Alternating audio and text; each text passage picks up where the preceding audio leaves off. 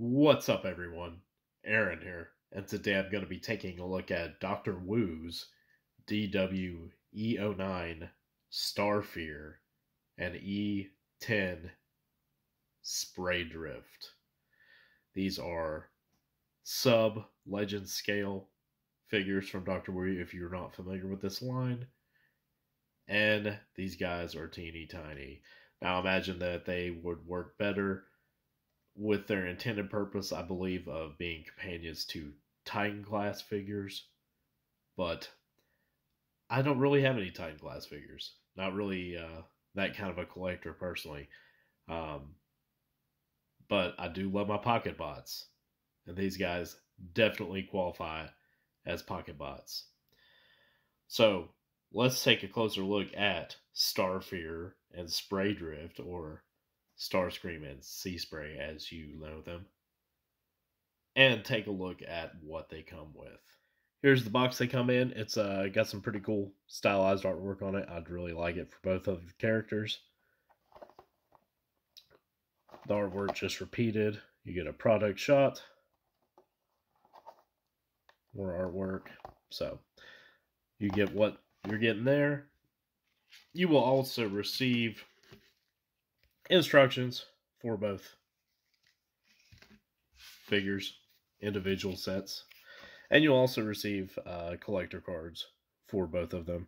Not in thick card stock as like Magic Square and stuff does, but it's okay enough. It'll hold up. So, pretty cool to have. And that's all you're going to get with them, unless you want to count Starscream's null rays as accessories, as they do come off. But yeah, these are just little teeny tiny pocket bots. I really only got them because I wanted the 3 original Seekers. They don't really fit in with my normal collection otherwise, but I just like the characters. And as far as an interpretation of an F-15 here, I think this looks really good for how little this figure is. Obviously, you can see pretty much everything that's going on down there, but the sculpt is very nice, and just definitely looks good.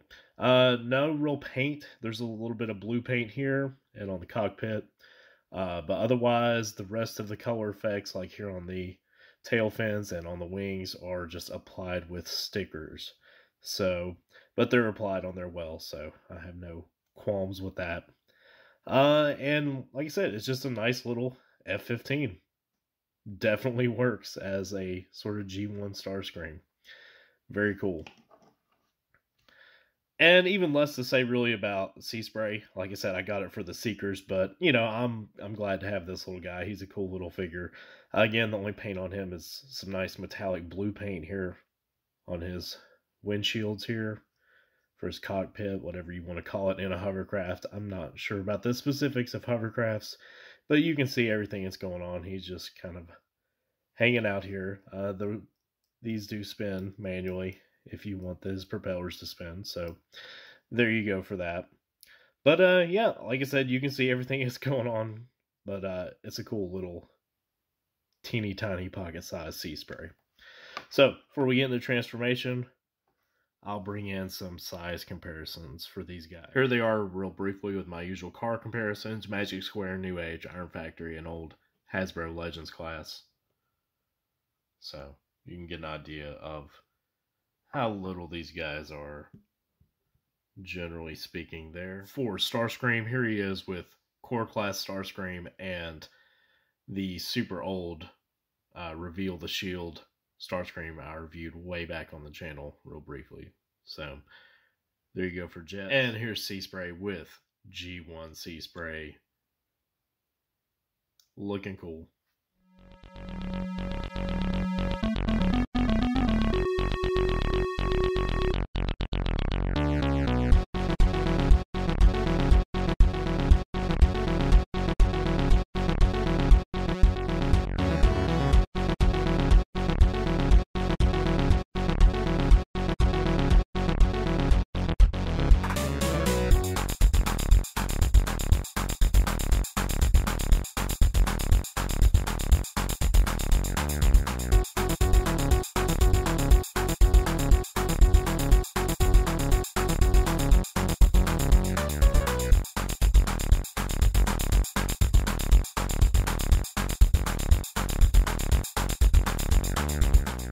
So here is our pocket-sized Seaspray and Starscream in their robot modes.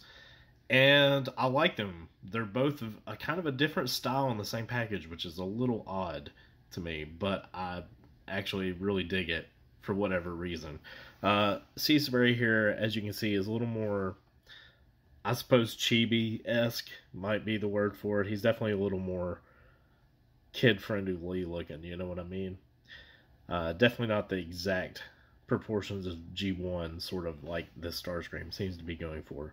But I like him well enough. I think he looks cool, and he's got some great little posability. Some paint on his eyes there.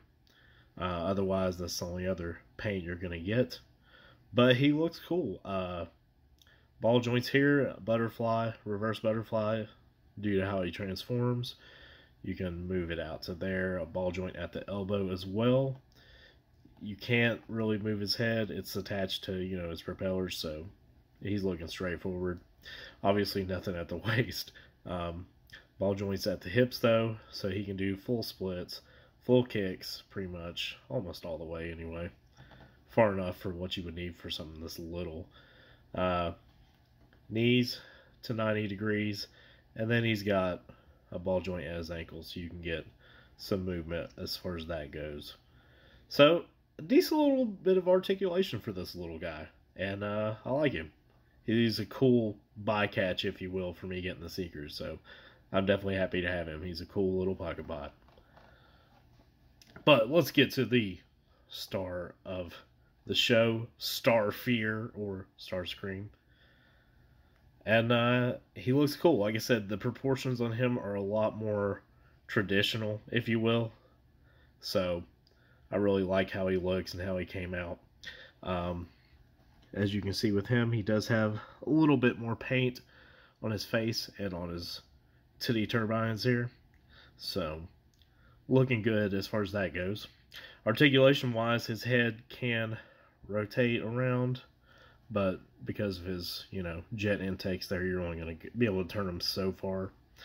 You can articulate the wings forward and back as you like. Ball joints again at the shoulders and at the elbows.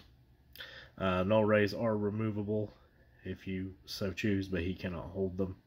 Again, nothing at the waist. T ball joint hit hips, so you can get forward and back that far, and he can pretty much do the full splits and pop his null rays off.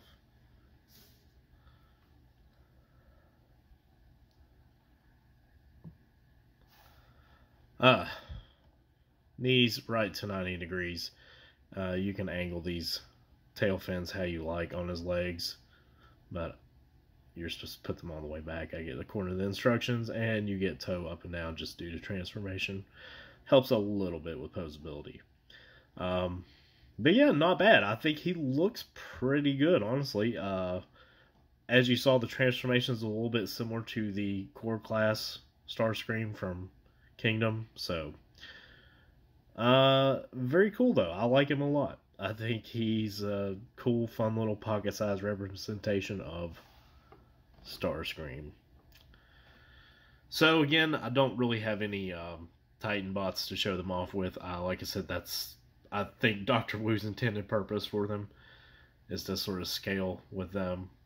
But I will show them off with some other robots in my collection to give you a better sense of size. So for a general size comparison, here they are with our boy Iron Factory Runabout, a Power of the Primes Prime Master, and the old Legends class from Hasbro, Commander Wars Shockwave. Here's Seaspray with the other three Seasprays I have in my collection, G1, Magic Square, and Iron Factory. Here is Starscream with New Age Starscream and Hasbro Core Class Starscream. Some bad comedy with Dr. Wu's Galvatron. And finally, perhaps with some good comedy with Siege Voyager Class Starscream. Final thoughts on Dr. Wu's E9 Starfear and E10 Spray Drift. I like both of these figures a lot.